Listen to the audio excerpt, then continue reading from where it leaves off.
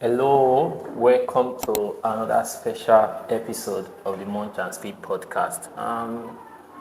Long time no guest, so today we have a guest for you, and you're going to enjoy this episode. I'm so sure of that. So, just before we get right in, um, let's get to meet our guest. Let's know our guest. So, we're going to have him introduce himself. So, welcome to the Munch and Spill Podcast with Daniel Mosai. My name is Shane. I'm a Web3 specialist, and I work as the head of business development and partnership at Satin.io. Setting dot Satin.io. setting.io. So everyone meet Shane, and hi Shane. Hi, sir. I like your name. What's it about that name? Oh, Your name, yeah. it means God is gracious. It's in the Bible. Yes. Shane. N-E. Wow, that's good. So from my background, um, you know, plenty FBI work on you. You have an interesting personality, and it's one of the reasons having you today as a guest. And I just, want us to have a conversation, And first, I want to start with the fact that you're a pastor's kid. I think that's really like the highlight of your personality for me. When I heard that I'm pastor's kid, I'm like, wow. I need, I need to talk to Shane.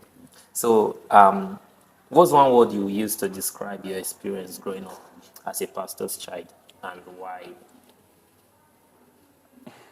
I think the one word I'll use is tough. Tough. Yes. So why? Why tough? Growing up as a pastor's kid, it feels like your life is not your own. Like you're living your life for the audience. Yeah. Because automatically you feel all eyes are on you. Everyone is watching you. Yeah. Like the whole world is waiting for you to make a mistake.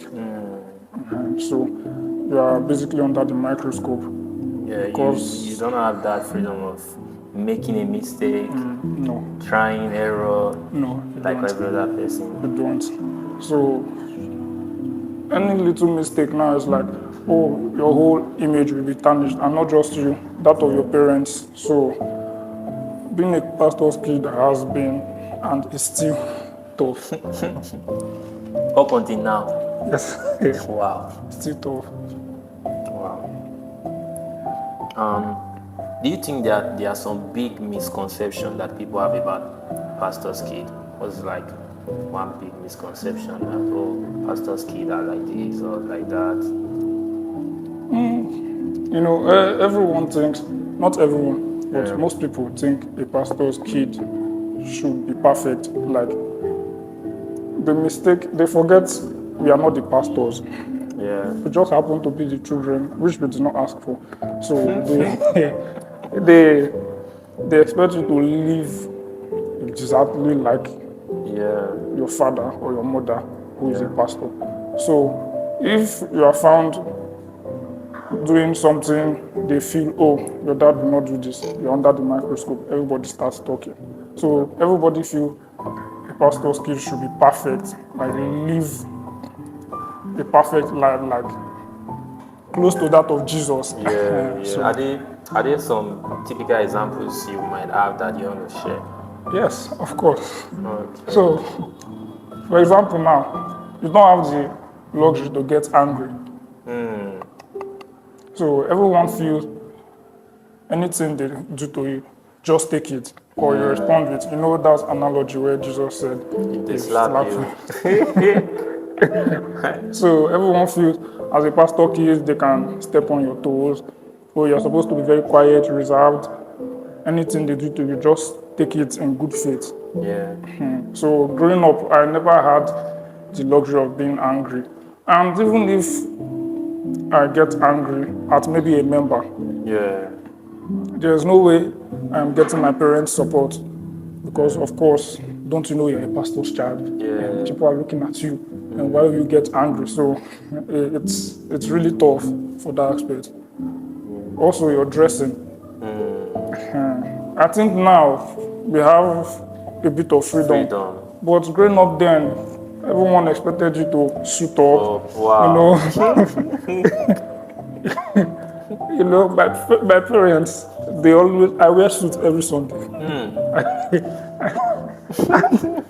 and I very much hated suits. Just so unfortunate that I studied law, so I have to wear suits every day. But growing up, I hated suits so much. But then I have no say. My mom will always dress me up with suits and this sharp shoe. Sure. Wow. So, how about spiritual wise? Did you ever feel like you had to be perfect, or you had to perform spiritually just because you are a pastor's kid, your background, you know? Yes, sir. Very well. Okay, so I remember growing up, my mom runs this faith clinic on Thursdays because my dad is not always around. Then some members will just come to my mom like, oh, as a pastor's kid, you hear stories and different complaints from members. So some members will come to my mom like, oh, this is happening to me. I'm going through certain difficulties. Oh, masquerade is pursuing me in the dream. Funny examples like that.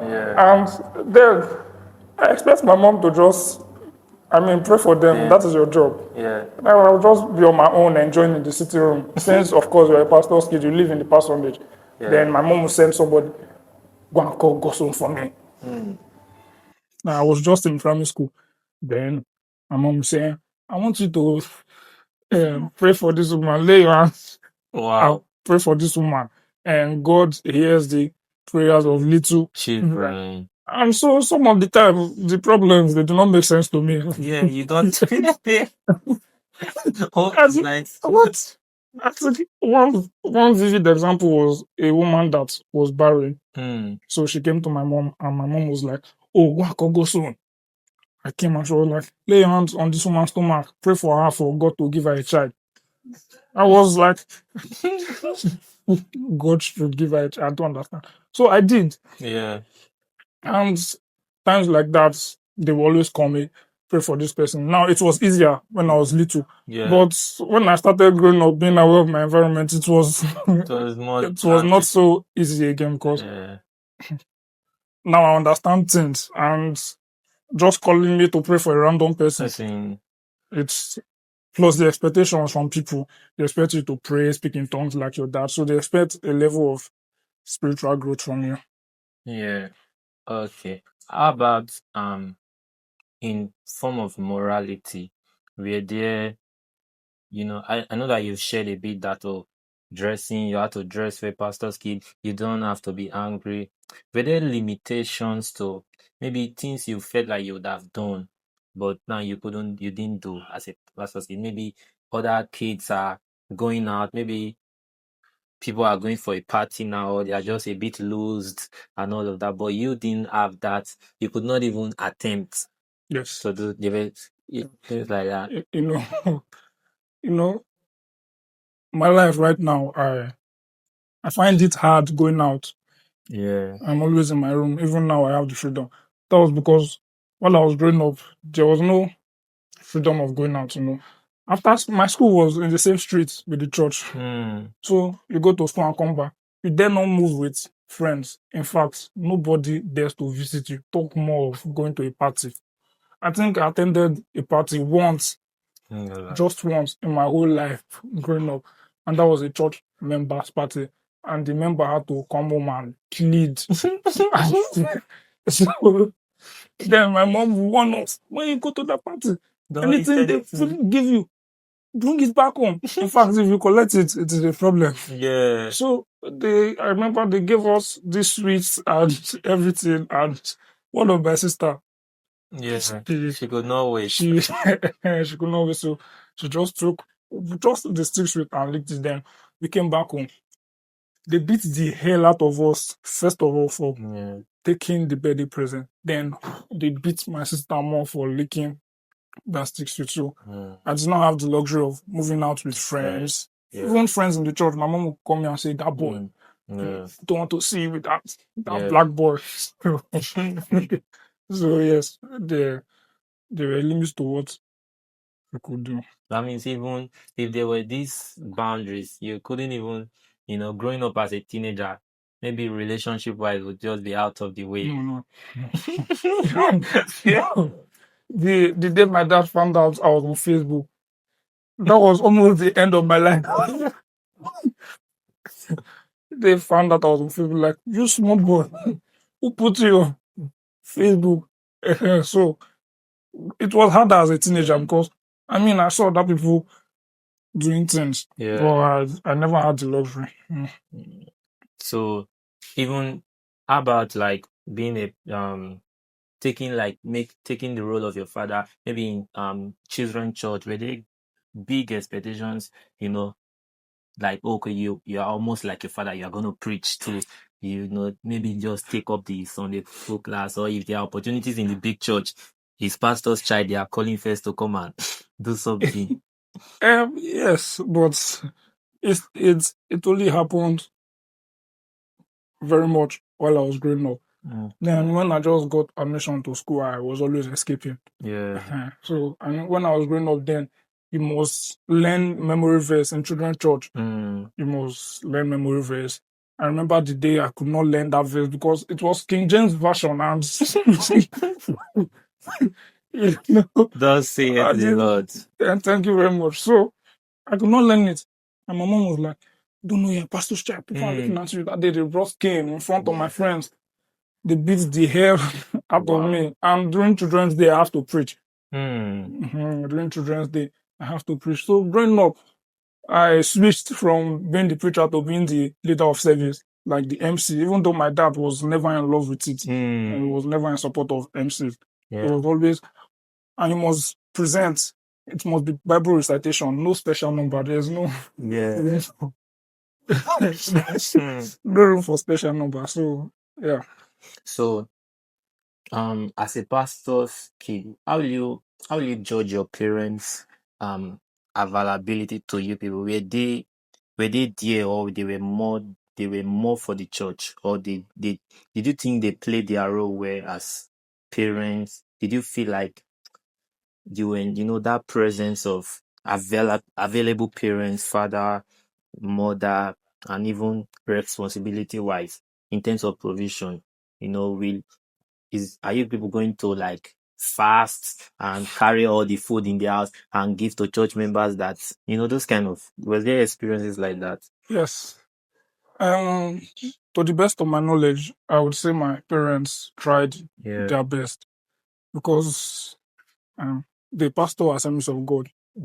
So in AG, it is demanding to be a pastor, and it is more demanding if you have a position.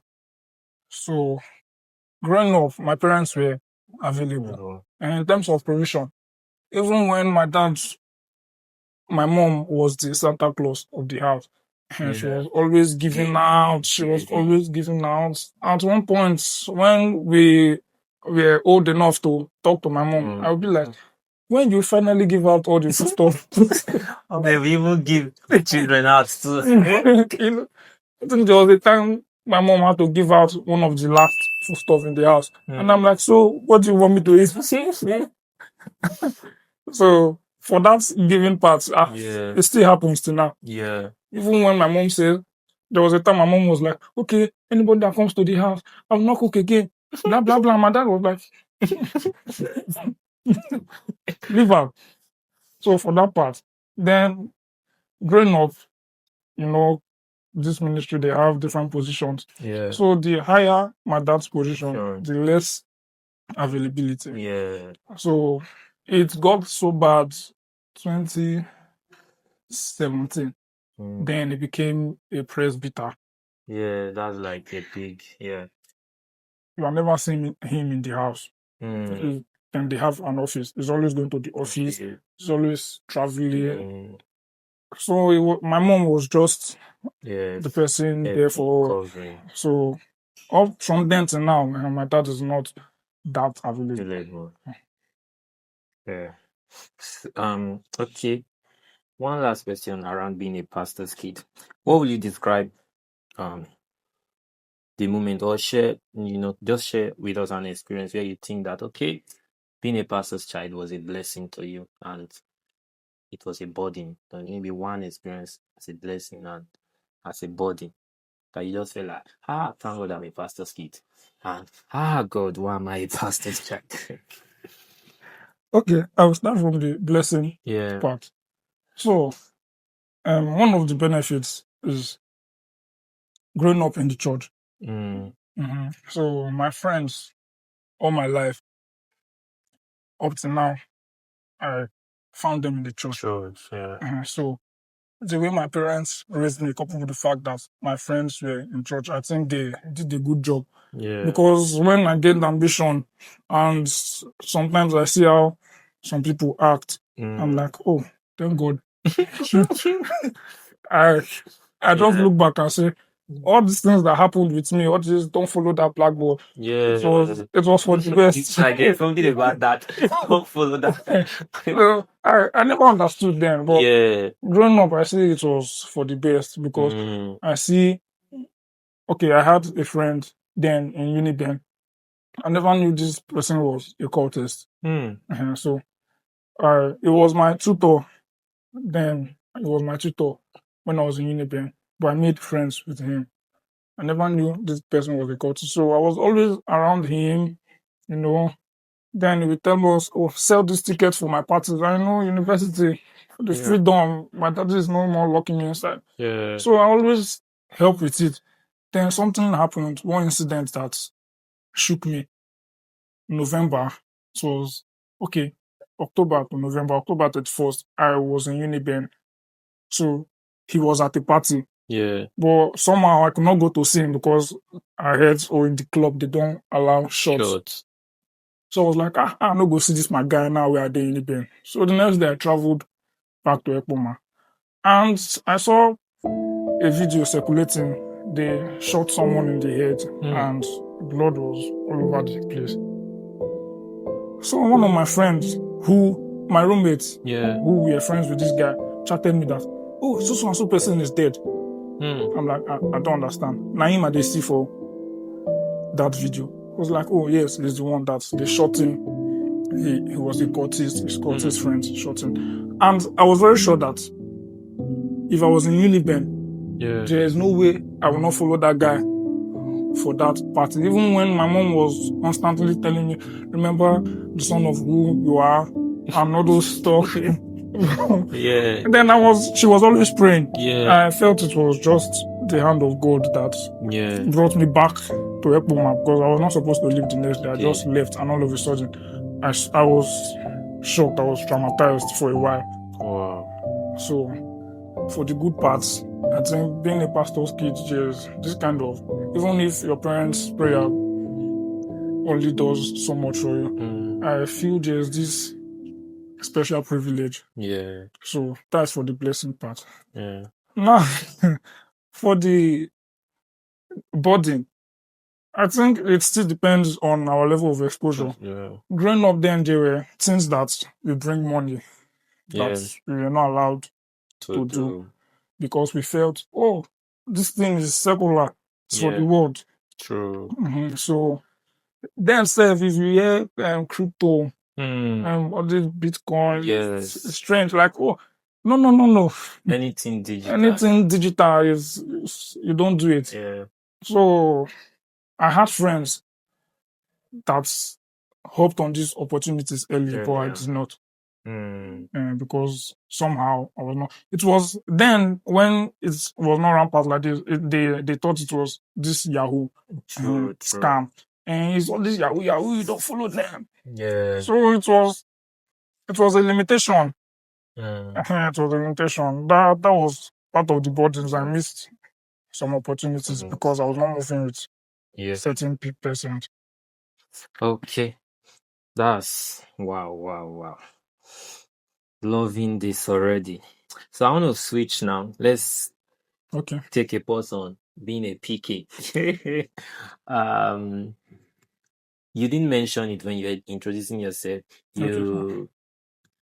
But you said it in between your conversations that I think when you were pointing out that you wore suits as a child, and now you have to wear suit again because you studied law. Yes, sir. So you are a law graduate. Yes, sir. Yeah, you studied law. You just graduated. Do you intend practicing? Do you intend taking it further? Go to the what's it called? Law school. MBA, law school. Become the law. I be the bar. Will I go to law school? Yes, I will. Okay. Just for the sake of completing Yeah. the studies. But will I practice?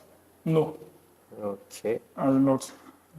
At what point did you realize you don't want to practice? You don't want to go through this traditional route, law school, then practice law actively. A very long time ago, since I was a secondary school student, So why did you still study law? If um, for my dad, for my dad, before I gained admission to the university, yeah, first of all, I don't even like the idea of, I never liked the idea of schooling. So, school was always boring. yeah, It was like every day of my life when I wake up, back then in secondary school, you must go to school. So I pray for every Friday, yeah, just so I will not go to school. So fast forward to when I was getting to the university, I was like, oh, I'll just read anything because I don't really care for school. I had other things in mind to do. But my dad was always like, oh, I did not read law when I had the opportunity to. Then they tried with my elder sister. It did not work out. Then I was the next in line. And I looked at my younger ones. It was not looking like they were putting eyes on them. It was like, oh, all eyes on you. You are the first son. My son will read law. So I tried getting into the NDA. It did not work out. NDA does not offer law. So my dad was okay with it. But he seemed to be relieved when my mom was relieved when NDA did not work out because, oh, my son will not join the army and they will not shoot him. I got admission to read sociology, which I was completely comfortable with because I had other things in mind. My dad was like, oh, just try writing jam one more time. I'm like, look, if this thing does not work out, this sociology, I'm not even reading it too again. I was like, oh, just try. So I tried, and unfortunately, they gave me. unfortunately. But this is a major thing. You're going to continue, but I think this is a major issue with a lot of young people where parents are trying to push, compensate for what they didn't get to achieve in their career, especially career choice. Oh, I could not become a doctor, you must be the doctor. I could not study law, you must be the lawyer. And because also there's this myopic view they have because they don't know that there are other opportunities. It's just what they know as opportunities: lawyer, engineer, doctor, my picking. All those. If it's not professional courses that are well known, it's not a thing for them. So you had to. Unfortunately, you got the admission. Yes. When I got the admission, I cried. And now the family was thinking, Tears of joy. but no, I'm not the person that likes reading. Yeah. And I know law is very demanding. But because I loved my dad, I knew, okay, since you don't even want to go to school, why don't you just do this one for you? And one would think, oh, in the course of studying law, you will find your passion. My lecturers made it very hard for me to even fall in love with the course. So I just read it for reading's sake. Okay. So that means the decision was not even hard to make. But okay, I want to ask this question. Judging from where you are now, you're just going to be a lawyer, barrister at the end of the day. You're not going to practice actively. How are you going to respond to people asking, why did you waste your law degree? What's going to be your response to them? And for starters, I think the only way this why did you waste your law degree will come up is if they don't see results in my desired field. Yeah, true. So let's say I leave law now and I am doing no- something and Yeah. there are no results. I think So people will say, it's true. People are you- really about yes, oh, you studied results, law. not what Yes, you. not what you read. Oh, Yeah. you studied law. You should have just gone with the law. I think Yeah. Faust Yeah. is a lawyer. Nobody And thinks of him now because nobody, he's a success. yes, exactly. So I feel even if my dad himself is, Yeah. is seeing desired result Result. more than what I imagine if I study law, Law. I don't think they will ask that question. But should it ever come up, which I don't think it will, Yeah. when I get to that Bridge, you are going bridge, I will to cross cross it. it. So, if not law, I know you are in the tech space now, but if not law, what would you say is your true calling or passion? Or not specifically tech, because I know you cannot just say tech is my passion and all of that, but then, so what do you think it's? I had the thing for creative designing Yeah, and music. music. Now my dad had issue with music. Yeah, It's like he has issues with musicians, comedians, yeah, just these things that are giving money now. He had issues with it. So my first song where I born, we can say I'm musician. yeah, I had a thing for me, I had passion for music. music. I had passion for creative design. I learned graphic design when I left secondary school. Yeah, So I was like, oh, I'm not just going to sit on graphic design. I will expand, I will explore. I was exploring other options in creative designing, but my dad was not buying the idea, yeah, especially music. There was a time he banned me from playing Drum. drum in church. It was like, oh, my spiritual life is not growing. That when they are praying in church, there's always music at the background. Yeah. He never liked it. So a particular time, this pastor came to our church. He likes when we play, yeah, when they are praying. So the pastor was like, oh, I love this boy that plays drum. So when they are praying, play drum for me. I was very happy, like, oh, let me see what this man will do now. We later the pastor, oh, no, my son has to pray. So at the point, he was telling my dad, he never knew I was my dad's son. He was telling my dad, this drummer is good. I will take him with me to Port Harcourt. And I looked at my dad's face. His face was indifferent. Like, this is not why I invited you. Preach and do miracle and go back. So I had a thing for music. Well, because of my dad's apathy for music, I just stopped and I decided to go for something else. So, what will you say to people in this maybe kind of fix? Do you think it's okay for people to reinvent their life? Like, people to outgrow their original dream, somebody is studying law, somebody is doing engineering, and all of a sudden it just feels like, I don't have a flair for this thing. I just want to do it like 360 switch. Yes. I think it is okay to outgrow your dream. Yeah. It is okay to reinvent, pivot.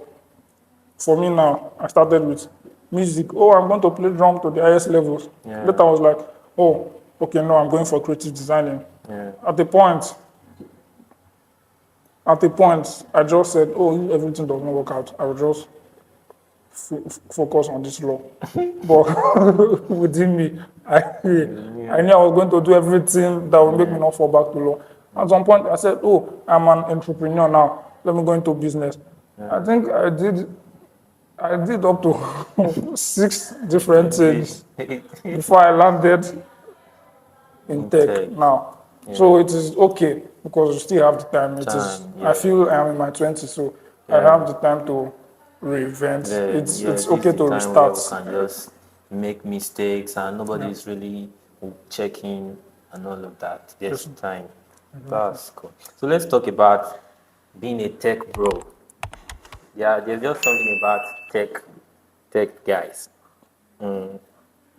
So, of course, from different navigations, law, drum, music, that's how you found yourself in the tech. So, what part of tech excites you? What space in the tech excites you the most right now? There are different areas, design, development, AI, Web3, and all of that. My interests in tech, the areas that excite me are AI and Web3. AI and AI and Web3, yes. Web3. So I started my Web3 journey in 2021. I started as a graphic designer in Web3. Yeah. So a friend, Lawrence, introduced me to crypto. He was like, oh, do you know, with this your graphic design skills, they can pay you $100 for just doing a flyer. And I'm like, Really? the churches where they even design for them. Now 1.5 or Thanks. 2.5 or thanks, More God bless you, and more grace. So I'm like, okay, please introduce me. So we invited him to church. Then my circle of friends, he taught us. That night, I got a job. The negotiation was $10 per day. Wow. I'm like, $10 then was like 4,400. I'm like, $10 per day, 4,400. I spent 2 days doing a flyer. They tell me, God bless you. Okay, I'm going to do this. And to my surprise, the man did not pay me $10. The total money that man paid me was up to $2,000 for just designing a logo and like 2 flyers. And I think I was managing their Instagram. Wow. And I work whenever I want. So when I saw that pay, I'm like, I'm never doing graphic design for churches again. So I started as a designer, and somehow I found my way to Twitter. I saw there's more to crypto, and somehow I found interest in building an academy where I got into a business school. Yeah. Then when I got to the business school, I found out, oh, there are more ideas. So currently now, I am into AI. Wow. Okay. Do you feel tech gives you this freedom and or creativity you couldn't find in law? Were you boxed in law, being a law student or not? Yes. I mean, to me, that's law. It's all about predefined rules. Yeah. Oh, you are not above the system. Yeah. This is what we do here. Yeah. And so it's like the law is here, you are here. Yeah. You have to study and play by the whole rule. So I felt boxed. There was no idea to think. Even if you want to get creative, you only get creative within the boundaries. You just have to memorize case and go and drop it for the. Then you are allowed to get creative with the law, but you have to play within that boundary. And I like to think of myself as a free thinker. So tech has given me the opportunity to get as creative as I want.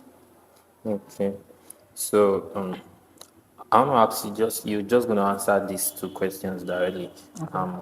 The challenges you face navigating tech as a beginner, and what you would say to young people who wants to pivot into the tech space, also the tech industry. Okay. So for the challenges I faced, I think it was hard because, should I say, I started it first on my own. This new branch of tech I went into, there was nobody to guide me. So I found it hard. I think I found this new space in 2023. So I have been, most of the time it's just getting lost, thinking if all you are doing is worth it. Am I sure I am doing the right thing? Or losing, starting again. So before I started this AI, I think I just found my love for AI this year. From 2023 to 2024, I was all about, I'm going to open an academy. And somehow the idea did not just work out. So I'm like, is this tech even what it is? Will I just go back to law? But you see, my hatred for for practicing that law is what is fueling this passion for tech. So I decided to go into AI, and yes, it has been going well. Wow. So for the challenges, it's because there was no mentor, nobody to guide me. Guide you. Yeah, Wow. so that was it. That was for the challenges. So what was the So that means second that question? these like people who are trying to get into tech without tech background, you know, young It's people. people who are trying to get into tech without tech background. It's very easy. Now the internet has a lot of free knowledge to offer you. Before I started researching AI, before I started building AI, the only thing I knew about AI was, oh, there's ChatGPT. If you're asking me exam questions, to answer you. Yeah. So I decided to start researching AI, and to an extent, I've gone very far. The internet now can guide you from the scratch. Wow. That's the power of AI. The internet can guide you from the scratch. You can be anything you want. Yeah, and AI is just doing a lot that is scary. Yes, Can yes. put plenty people in a place that they were not. So you don't need to have a tech background. Right now, I tell people I'm into tech. I have zero coding knowledge. I think when I attempted to learn HTML5, I did not even complete it. I ran away because the languages was too much. Yeah. Different slash body. It was looking like mathematics, Yeah. and I hate maths. So that means the tech space is broad, but there is this fear when people just hear tech. The thing, what comes to their mind first is coding, and people tend to run because a lot of people are scared of That's a coding because misconception about it. that's like further mass in computer this thing now. Yes. So that is a great misconception. I think when I was in business school, it's tech. It's a tech startup. Most of the founders were not technical people. They did not have coding knowledge. Most of them just had business development knowledge. So you don't need coding knowledge to be into tech. Okay. So thank you very much. I've been enjoying this conversation. Please. Okay. So we are wrapping up already. Okay. Just this last couple of questions, and we'll call it a great episode. So, judging from the fact that tech guys, tech people, everybody is busy, everybody is just busy. How are you going to judge? You know, do you think that's one of the reasons why a lot of tech people don't get into a relationship, or they are just even scared of relationship and all of that? Because you guys are always busy, just 247 on the laptop with your glasses, you know, there's this way you people arrange your space, table, fine chair, chairs that row, and laptop, you just there, you don't even think about food, just wear your ultraviolet glasses, just working. You think it's one of the reasons people they don't get to like give attention to or let's put it this way, because there is this idea that guys cannot always be available for their women, and girls don't think it that way. So what are you going to say about that? Okay. I'm going to try to censor what I say because Okay. I might get into trouble. I might get into trouble. Don't worry, we don't do that here. We don't put people in trouble. So I'm of the opinion that you can be so busy Yeah. that not that you forget. Okay. Sometimes 24 hours is just not enough. You can be so busy that you don't have that 1 hour or 2 hours to text that your partner and say, "Oh, hi babe, how are you today? What did you see on the road today?" You know, I I feel women love this. They love when they can complain about every single thing to you. Yeah. Oh, I saw this fly in the market just hit on my mouth. And, you know, we are doing some serious work here. Yeah. No shades to other line of businesses, but Yeah. one mistake can ruin the whole thing. True. So we are doing some serious work here. I will use myself as an example, and I'll try as much not to get into trouble. So last year, I got into this business school Yeah. for founders that are looking to build a startup. Just before then, I had the time. Yeah. I had the luxury of asking this woman, "Oh, what did you do today?" And she would complain, and I had the time. But suddenly, that's 3 hours on the phone. Yeah. It did not even reduce to 1 hour. It just stopped totally. And I think that a lady should be watchful of a guy that can give you in 24 hours in a day. If by the time you check the total time they give to you, maybe 5, 6, 7 hours, you should be watchful that you are entering into trouble. Hunger will beat you in that in that place because the best you know they work. Exactly. So you could not give that. I could not because the work was demanding. I think one time they asked us they gave us this calendar where we had our sleep schedule.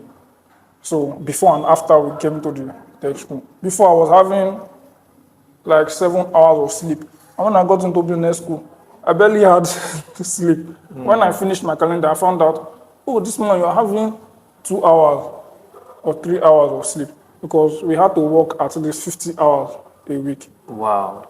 Yes, so there was no time to talk. And I feel if ladies want attention, but then if we spend that 7 hours giving you people attention, I think, like you said, hunger. Okay. Yeah, I think that there is this balance that needs to come with a lady demanding attention. They like attention, which we understand, which is beautiful. And there's just this balance that needs to come with. But some people demand attention to the extreme and forget that at the end of the day, men has to be the provider. So if they give that all of that attention, the time might not really be there to go and look for money that will provide. And these same persons don't want somebody that will not provide. But you are the one talking. So how do you think women interpret a man's unavailability, and how do you think they misunderstand it? Okay.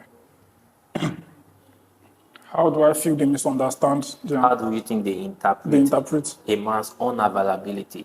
Does that mean this person doesn't actually like me? You see, yes. For some women, you even see this post, it is viral on TikTok, on social media. They tell you that boy that spent 4 hours talking on the phone trying to get to you. Once he starts talking for 30 minutes, sorry, you already have an assistant. They interpret unavailability to mean he does not have interest in me again, or he does not like me. Meanwhile, that guy might just, I'm not speaking for everybody, but that guy might just be trying to build. For example, now, I am not Elon Musk. Most people feel Elon Musk does not have time to sleep. You know, when they feel Elon Musk, that is the richest man in the world, he still has time to come on Twitter and post memes because he's always posting memes. And now I reply them by saying, Elon Musk is the richest man in the world. He has thousands of people doing his bidding. He has thousands of people doing this job for him. So he has the time to come online and tweet. I think there was a time he was debunking this rumor that, you know, sometimes they put Elon Musk picture and quote, I sleep for 2 hours a day. He had to come out and say he never said any of these things. He observes his sleep. And the only time he did not sleep, that he was having 3 hours sleep, was when his company was about to declare bankruptcy. They almost went bankrupt, so he was having little sleep. But that man has thousands of people working for him. work for him. I don't have That that. I don't have that luxury. I am the thousands of people working working. for yourself. I'm part of the thousands of people working. Yeah. So I don't have the Lord. luxury of time. But I feel we can still create little time, even if it does not meet up to the demand Okay. of Because the woman. the truth is, there is a general truth that what you value, what you like, you will create time for it. So, do you think that as a tech guy, you are going to be busy 24 hours? Sometimes it's not enough. Do you think that we should just understand that 24 hours is not enough for a tech guy, and the person should not even try to, prep the lady that I'm not going to be available this period in time? Not like the person is not even saying anything. The lady should just understand that I'm not available. I think that's another angle to the conversation. That the pain might not be that the person is not available. The pain might be that the person is not communicating that is not going to be available. And yes, sometimes people don't want to even like talk. You see, communication is, everybody knows communication is key in the relationship. So if, like in my business school now, they taught us trade-offs and sacrifices. Yeah. After learning that, we found out why most of these successful businessmen, some of them do not have wives. Yeah. So they give us this graph to fill out. They tell you, do you have a spouse? Is she supportive? Have you spoken to her about your work schedule, how tight it is? So I feel you should talk to your woman about it. That, oh, look, my work is very demanding. I might not have that luxury of time like we used to, but at least out of 24 hours, I can create 2 hours. I can call you for an hour. We can chat for an hour. I think that would be you And doing your sometimes you part. can just be in your space and you put up your phone for a video call. Okay, you said something can just spoil. Some of the time, they don't like when Yeah, you are calling them and you are doing focus on something me. else. So She's exactly. a queen. She's a queen. So A queen and more. sometimes when I'm calling this woman and I'm on my system, she's like, "Are you serving two things? You either Choose between just me or your laptop." So they like it when if that time is for them, then it is for them. I think where the problem is if she's not understanding enough, and your explanation has to be, it has to be reasonable enough, because I don't think you can tell your woman be comfortable with 30 minutes a day. And there's one man outside that wants to give that attention. So it's na man they do. Oh God. So the person start comparing. This person too is also busy, but It's talks to really me. matter. Okay. So what do you think should be the balance between this, pursuing your purpose and showing up for your partner?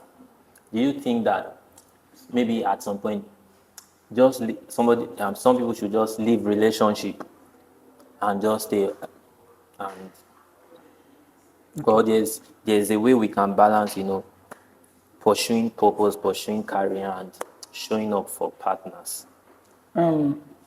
I think it depends on the level of work you are doing. So for some people now, they tell you, I have some friends that will tell you, oh, this is my work, what they do. I know if you even enter a relationship now because I don't even get that time. Yeah. So they follow woman talk. I think if you know you don't have that luxury of time, don't get into the relationship in the first place. If you don't have that luxury of time, don't just do it. Okay. Then, if you know you can. Yeah. Some people also think that without a woman, they just need that woman in their space, sometimes to calm their head, talk them. Well, the woman is not a tool to be used to calm yourself. True. She's not a tool to be used. If you know, some people tell you, "Oh, I am a great person in a relationship. I have the ability to be a great man or boyfriend but I'm not just in it because it is demanding. True. So if you know your work is demanding, so much demanding, and the relationship is demanding, so don't, for the sanity of that person, don't get into it. Because it is wickedness. I feel it is wickedness on your part to assure the person that, oh, I will always be there for you. This person. I will always be there for you. Don't worry, I have time. Then all of a sudden, I'm busy. True. Because now you go ask Sam out. For me now, my phone is always on DND. So there's always, I feel I am busy. It's even better than you just call and the person is not even line busy. Line busy. No call. Like the person is not picking the call. And sometimes they don't just return the call. So if you feel you want to focus solely on building, if you feel you cannot do relationship and building side by side, don't go into it. If you can. And you really think, because sometimes we think we can, and when it starts, don't stress somebody's daughter. She's a queen. All people are hearing, leave somebody's daughter out. Don't stress them. Okay. So for you, would you date someone who also thinks I won't always be available? Either, maybe a Texas.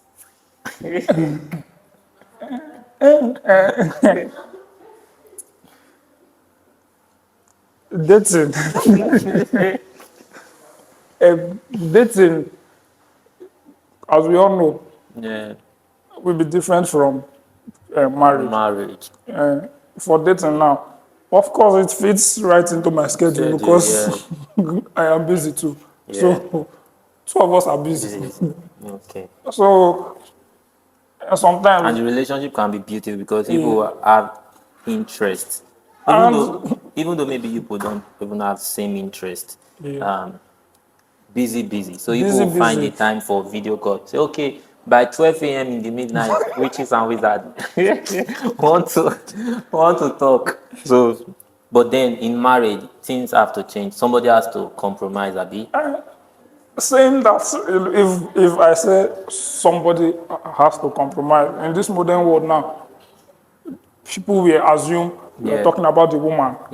So you mean the woman has to leave her job? Why can't you, leave your and that circumstance is really a big conversation on its own. Because if the woman is the main provider, will she still be submissive? Give you the respect and all. I think I heard a story of a woman saying that, as far as I'm the one providing this, I am the husband. I am the head of the house. And all of that. So the circumstance in marriage is different.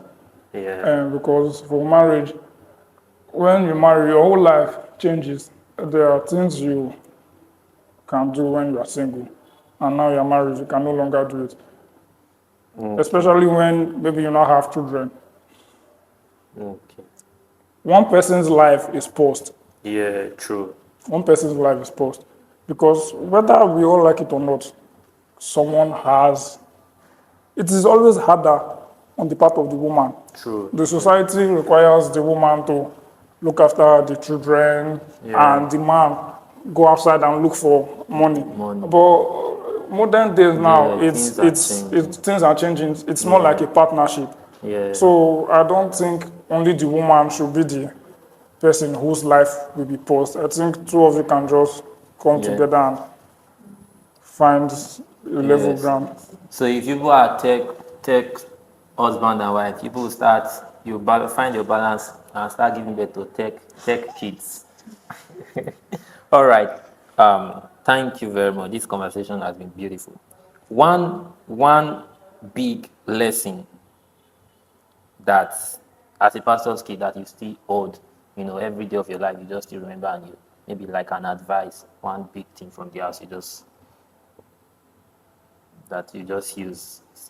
Maybe. One big lesson as a pastor's kid. Okay. I think being a pastor's kid has taught me to have a mind of my own. Okay, because you're always in this situation where everybody has their opinion on what you should be. and how you should act. Yeah. For example, I made an example of, oh, you must not be angry. Yeah. You must not wear so and so clothes. So These you. are some things you should do. These are the complaints you cannot Yeah. keep. And in the modern day now, I have friends who wear studs. I wear Yeah. studs too, Yeah. some of the time. And, to members, their opinion is those, Yeah. those people that. Hellfire. Yeah. So, Yeah. being a pastor's kid now, one thing you will learn is have a mind of Of your your own. own. Oh, these people say I should not do this, but I'm doing this regardless. And so people will, I think it is even a life lesson. Yeah. People will always have their opinion. Yes. They will always talk. True. But if it does not trouble, if it is right, Yeah. because I cannot say if it is right to you. Yeah. If I say it is right to you, it is subjective. Yeah. If it is right, Yeah. and you really feel so, No problem. yeah, go on with Okay. it. Do you think law background will ever come into play again in your future? No. It might, in theory, Yeah. but not in practice. And also, I think that maybe when you are doing this tech stuff, you're gonna, there are gonna be contracts and all of that. And Yes, well, my current job now, Yeah. it requires me to review contracts. contracts. And some of the time I think there was a time we had issues. They sued our company in Wow. China. We had this regulatory Issue. issues. So my boss told me, oh, we violated so and so rule. So I was just giving my advice. He Advice. never knew I read law Law. then. It was Wow. after the conversation was like, oh, how come you have Yeah. knowledge? I was like, oh, I read law. So Law. it comes into play. Most of these crypto Yeah. companies now, you have to deal with regulatory issues. And the stuff I'm building now, we have to keep up with anti-money laundering, compliance, and all. So a lot will come into play in theory. Wow. So nothing at the end of the day is a waste. Okay. Last question. What do you want people to remember you for? A lawyer or a tech guy or something else entirely? Um, I would say tech guy, but Barrister, tech. they should remember me as a tech guy with a legal Okay. background. Or let's rephrase the question. What's one thing that drives you in maybe what's that thing that drives you when you think of people that you want to do in the life of people? What's that thing? Like why are you pursuing the dreams you are pursuing? To help people actually, Yeah. because currently I am building something dealing with security. So myself, I was being a victim of Yeah. scams, Wow. and even recently I was hacked. I've been hacked over 4 times in Wow. the past 3 months. So I'm a victim Yeah. of it, and I know what it feels like. Yeah. So why I'm doing this in the first place, I will not say out of spite, Yeah. but it was what fueled Yeah. the passion to build something on security. That's scam. So I want to help protect people from falling victims of scam. So that is one of the things that is fueling my passion for tech. I mean, if it does not help people, if it does not solve a problem, then Yeah. it's not making sense. And even in the secular world now, venture capitalists or investors will not buy your idea if it is not solving a big enough problem for people. Wow. Yeah. Thank you very much. We could go on and on. What a beautiful experience. Thank you very much. I enjoyed this episode, and I'm sure everyone that's going to see this is going to enjoy it. Thank you very much, Mr. Shane. So you're just going to help me do something. You're just going to help me talk to whoever is going to see this to like, share, and subscribe. So this is Munch and Spill Podcast. Okay. Okay. Hi, guys. This is Munch and Spill Podcast. Please like, comment, and subscribe. Also share. Thank you very much. So that's it, guys. Thanks for watching this episode. Till we come your way again. It's a wrap for this episode. Bye.